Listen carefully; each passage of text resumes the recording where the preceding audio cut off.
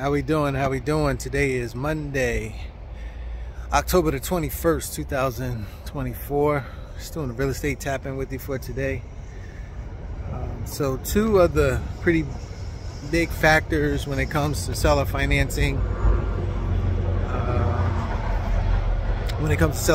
in real estate are, things that I looked at today. And one is mortgage availability, mortgage credit availability. It actually decreased in October. When credit is not available, seller financing becomes more of an option.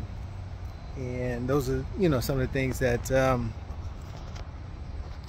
we like to keep our eye on, is that, as that continues to go down and is at lower levels, and that's compared to,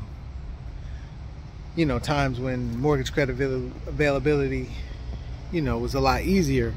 If you look at the chart, if you Google mortgage credit availability, you'll see that at the heights it's at around, I think, 130, and then right now it's around like 98. So it's significantly lower right now, and I'm starting to see, more houses come back on the market, stay on the market a little bit longer. So things are starting to change here. The other thing too is that the mortgage interest rates are close to 7. Anywhere probably between like 6.5% to 7%, just depending on what part of the country you're in. So that's going to have a big effect as well. We'll have to see how many transactions begin to close, see if more transactions are coming back on the market. But if you're a real estate agent, somebody that's selling on your own, you should, at least understand seller financing and present it as an option. You may not want to take it, but it should be something that you should, at least consider and understand the pros and cons of it for your situation when selling a house.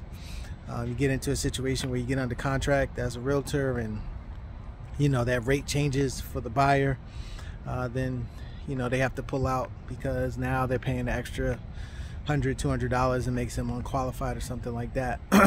But even in that scenario, if you have someone who understands seller financing, that buyer that didn't get qualified by that particular bank can still, a note can be created on that particular property, through seller financing. We can structure it a certain way and then make sure that that note is sellable, and in this way the seller can get the money that they're looking for that property, the equity that they're trying to get out of that property. So in those situations, that buyer who got denied by a bank doesn't necessarily get denied by a privately created seller finance note. So something to keep in mind. Like I said, if you are selling or thinking about selling, if you're somebody that has a rental property and doesn't want to be a landlord, you want to consider seller financing. But those two things I saw, the mortgage credit availability and rates right now, are two things that, looking at and making it a good market for seller financing. So if you have any questions, my contact number is always attached to the video. Reach out to me, text or email, or give me a call and we can have a further conversation. All right, talk to everybody soon. Have a great day.